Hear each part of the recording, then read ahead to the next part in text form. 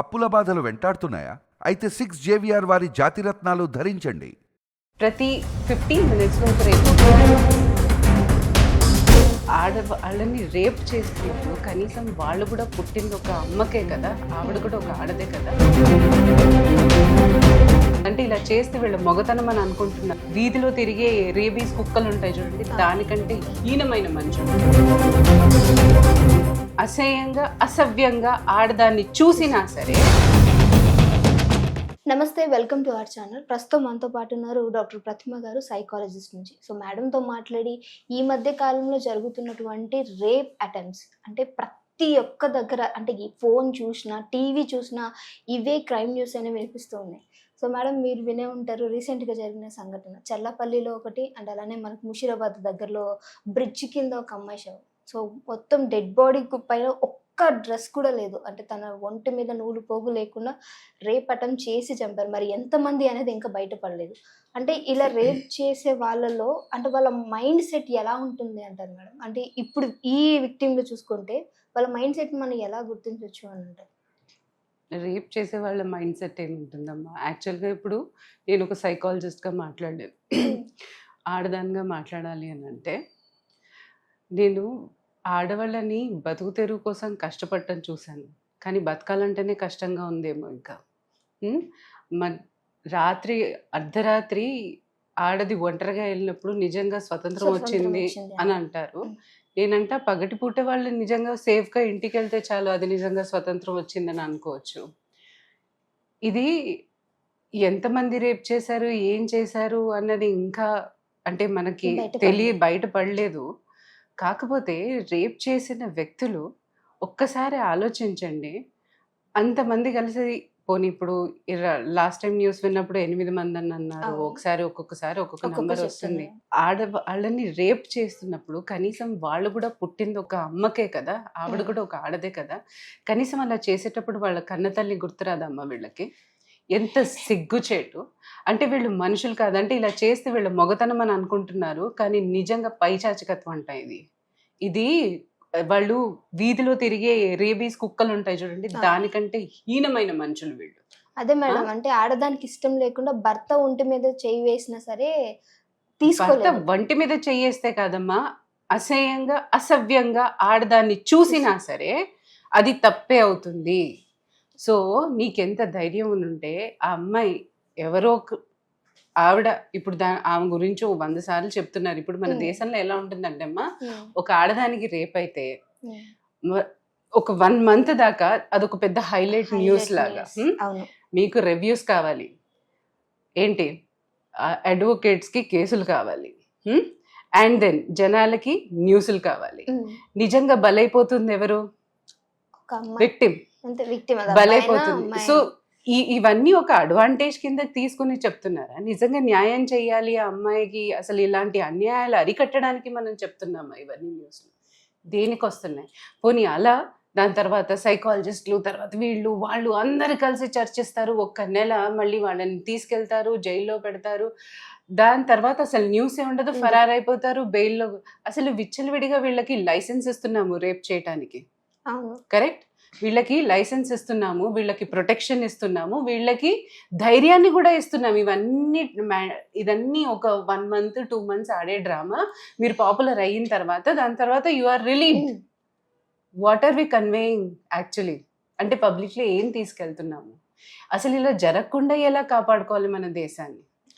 15 నిమిషాలకి ప్రతి 15 minutes లో ఒక రేప్ అవుతుందని ఉంది ఈరోజు. అంటే మరి ఇవాళకి 3 రోజులు అవుతుంది, ఇప్పటికీ ఎవరైతే ఉన్నారో వాళ్ళని పట్టుకుని CCTV ఫుటేజెస్ ఉండదు. అది ఎలాంటి ప్లేస్ మనకి చూపించారు, అదొక జంగల్ లాంటి ఏరియా, అక్కడ ఏం ప్రొటెక్షన్ ఉందో తెలీదు. ఈవిడ ఆ టైంలో పాపం మనం ఇది కామన్ చర్చ అమ్మా, అందరిలో ఇదే కామన్ చర్చ. అసలు ఎందుకు వెళ్ళింది ఆ టైంలో, ఏం చేస్తుంది, ఎలాంటి బట్టలు వేసుకుంది, ఇంటి లోపల ఇంటికి వచ్చేయాలి కదా, తను అక్కడ ఏం చేస్తుంది, అలాంటి ప్లేస్ లో ఎందుకు తిరుగుతుంది, ఇవన్నీ క్వశ్చన్స్ మనకి జనరల్ గానే వస్తాయి. కానీ ఇక్కడ తప్పు వాళ్ళది చూడమమ్మా, తప్పు చూసేది ఈ అమ్మాయి ఏం చేస్తుంది. ఈ కాలంలో ఇదే ఈ కాలంలో ఇదే జరుగుతోంది, ఇదే చర్చ వింటూ వస్తున్నాం. పెద్ద పెద్ద కేసులు అయ్యాయి, పెద్ద వాళ్ళు ఇన్వాల్వ్మెంట్ ఉంది అని అంటారు. అవును. దాని తర్వాత అసలు అది నామ నిశాన ఉండదు. అంటే మనకు అసలు దాని తర్వాత దాని న్యూస్ కూడా తెలీదు, జనాలు కూడా పట్టించుకోరు. అవును. కానీ ఎన్నాళ్ళు ఇలా సాగుతుంది ఈ అత్యాచారం వాళ్ళ మీద? అవును. సో ఇక్కడ నుంచి నేను చెప్పేది ఏంటంటే, ఆడవాళ్ళకి ఒక సైకాలజిస్ట్ లాగా కాదు, ఒక అమ్మాయిలాగా మాట్లాడుతున్నాను ఈరోజు. నేననేది వాళ్ళ ప్రొటెక్షన్ వాళ్ళు చూసుకోవాలి. ఎక్కడెళ్ళినా ఒకళ్ళకి రెస్పాన్సిబుల్ ఇవ్వండి. మీరు ఒంటరిగా అసలు తిరగద్దు. అంటే ఈ సమాజంలో ఇంకా అలాంటి వాళ్ళు ఉన్నారు. అసలు ఇది తప్పించుకునేది ఏం లేదు ఇంకా లైఫ్ లో. ఇంకా దీని నుంచి అసలు బయటపడటానికి కూడా మనకు మార్గాలు ఏం కనిపి, ఎన్ని మీరు పోలీస్ నంబర్స్ ఇచ్చి సెక్యూరిటీ ఇచ్చినా జరిగేదైతే జరుగుతూనే ఉన్నాయి కదా, ఎక్కడ ఆగిపోతున్నాయి? సో ఇలాంటివి జరగకుండా మన ప్రొటెక్షన్, ఈ సెల్ఫ్ డిఫెన్స్ అన్నది ఎలా చేసుకోవాలో విమెన్ అన్నది కంపల్సరీగా మ్యాండేటరీ చేయాలమ్మా, అందరికి నేర్చుకోవాల్సిందే. ఇది ఏమన్నా ప్రొటెక్షన్ వెపన్స్ ఏదైనా పెట్టుకోవాలి, అసలు ఎలా వీళ్ళని హార్మ్ చేయకుండా చూసుకోవాలి. ఇవన్నీ మనకి గ్యారంటీకి చిన్నప్పటి నుంచి ఆడపిల్లలకి ట్రైనింగ్ ఇవ్వాలంటే, నువ్వు ఆడపిల్లవి, నువ్వు సుకుమారంగా ఉండాలి, ఇలా ఉండాలని, నీకు స్ట్రెంగ్త్ ఉండాలి, నువ్వు గట్టిగా పోట్లాడగలగాలి అన్నది మాత్రం నేర్పించాలి. ఈ కాలంలో ఉన్న ఆడపిల్లలు అయితే నిజంగా అలా ఉండాలి. అంటే ఇద్దరిని డిఫరెన్స్ అనేది చూడకుండా ఒకే విధంగా పెంచాలి అని. కరెక్ట్. ఇప్పుడు మీరు మానసిక కండిషన్ అని అడుగుతున్నారు వాళ్ళకి. ఆ కుక్కలకి మానసిక కండిషన్స్ వాళ్ళది ఎలా ఉంటాయి?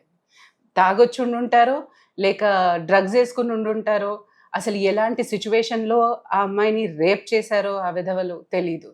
అండ్ ఇంకోటి, వీళ్ళ దాంట్లో సైకోపాత్, యాంటీ సోషల్ పర్సనాలిటీస్, లేదా మెసాజిజం అని అంటారు, అంటే క్రూరంగా కొట్టి ఇలాంటివన్నీ పనులు చేయటం.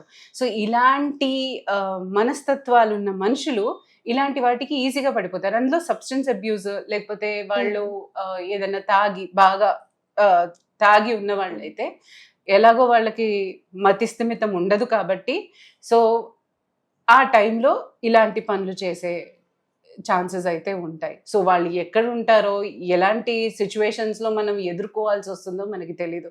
కానీ మన ప్రొటెక్షన్, మన సెల్ఫ్ డిఫెన్స్ మెకానిజం మాత్రం చాలా స్ట్రాంగ్గా పెట్టుకోవాలి. అంటే మరి ఇలాంటి వాళ్ళ దగ్గర వాళ్ళ తల్లి ఉన్నా, చెల్లి ఉన్నా, ఎవరున్నా వాళ్ళ బిహేవియర్ అలానే ఉంటుంది అంటారా? పాసిబిలిటీ ఉంది. ఎన్నిసార్లు వినలేదు అని చెల్లిని రేప్ చేశాడనో, లేకపోతే 50 years old తండ్రి చిన్నపిల్లని రేప్ చేశారనో, ఇవన్నీ మనం ఎన్నిసార్లు వినలేదు. సో వీళ్ళంతా ఏమన్నా అంటే నిజంగా మనిషి నార్మల్గా ఉన్నాడు అని అంటే ఇలాంటి వేషాలు ఎందుకు వేస్తారు వాళ్ళు? కాదు కదా, అబ్నార్మాలిటీస్ ఉంది కాబట్టి వాళ్ళ యాంటీ సోషల్ పర్సనాలిటీస్, వాళ్ళు సైకోపాత్లు, లేకపోతే సేడిస్లు, లేకపోతే ఇంకోటో ఏ పర్సనాలిటీ డిజార్డర్ ఉన్నా ఇలాంటి పనులే చేస్తారు. అందులో పర్సనాలిటీ డిజార్డర్ లేకపోయినా ఒకవేళ వాళ్ళ ఆల్కహాల్కి అని అంటే తాగుడు, దీనికి వ్యసనానికి వాళ్ళు బానిసలైనా ఇలాంటి పనులు చేయడం ఖచ్చితంగా ఉంటుంది వాళ్ళకి. డెఫినెట్గా ఇది వాళ్ళకి ఒక ఏమంటారు అంటే ఆ పైశాచికత్వం ఆ టైంలో అలా జరిగిపోతుందంటే. చాలా మందిలో ఎన్ని కేసులు చూడలేదు మనం. అందులో ఈ వెధవలు ఇప్పుడు కాలేజ్కి వెళ్ళే కుర్రాళ్ళు కానివ్వండి, అడల్ట్స్ కానివ్వండి, ఇది ఒక ట్రెండ్ అయిపోయింది వాళ్ళకి తాగుడు. ఎక్కడ ఏజ్ తో సంబంధం లేదు, లేదమ్మా. ఏజ్ తో 8th class అబ్బాయి నుంచి మొదలు పెడుతున్నారు వాళ్ళకి, అదొక ఫ్యాషన్ లాగా. తాగితే నువ్వు బియర్ టేస్ట్ చేసావా, నువ్వు ఇది టేస్ట్ చేసావా, అది టేస్ట్ చేసావా, మొదలు ఆ ఏజ్ నుంచి మొదలైతే వాళ్ళు ఎప్పటికీ మానట్లేదు కదా. సో ఇలాంటివి కేసులు ఎన్ని మొదలు నడుతున్నాయి అసలు. ఆ తాగుడు దుకాణాల దగ్గర సాటర్డే సండే వస్తే తిరుపతి దేవస్థానంలో కూడా రష్ తక్కువ ఉంటుందేమో, వీళ్ళ దగ్గర ఎక్కువ ఉంటుంది. క్యూ చూడాల్సింది, ఎగబడి కొంటున్నారు. ఏం కొంటున్నారా అంటే, నువ్వు చచ్చిపోయేందుకు మందు తీసుకుంటున్నావు, డబ్బులు పెట్టి కొనుక్కుంటున్నావు, అంతే. నీ చావును నువ్వు కొని తెచ్చుకుంటున్నావు, అంతే. సో నేనేం కోరుకుంటున్నానంటే, ఆ అమ్మాయికి నిజంగా చాలా ఘోరంగా అన్యాయం చేశారు. వీళ్ళని డెఫినెట్గా శిక్షించే హక్కు ఉంది, వీళ్ళని వదిలిపెట్టకూడదు ఆ క్రిమినల్స్ ఎవరైతే ఉన్నారో. అండ్ ఈ అమ్మాయికి మాత్రం ఖచ్చితంగా న్యాయం జరగాల్సిందే. సో మళ్ళీ మాకు ఇలాంటి కేసులు చాలా వింటున్నాము. అండ్ ఘోరంగా అసలు మర్డర్లు చేసి వీళ్ళని చంపేంత తీసుకొచ్చి వీళ్ళని అన్యాయంగా అలా రోడ్ల మీద పడేసే ఒక్కసారి ఆలోచించండి. ఆ అమ్మాయి పేరెంట్స్ పరిస్థితి ఏంటో, వాళ్ళ ఇంట్లో మరి ఈ అమ్మాయికి పెళ్ళయిందో లేదో కూడా నాకు అంత తెలీదు. సో ఎలాంటి పరిస్థితుల్లో వాళ్ళు ఉన్నారో ఖచ్చితంగా మనం అందరం కలిసి వీళ్ళకి న్యాయం చేయాలనే కోరుకుంటున్నాం. Thank you.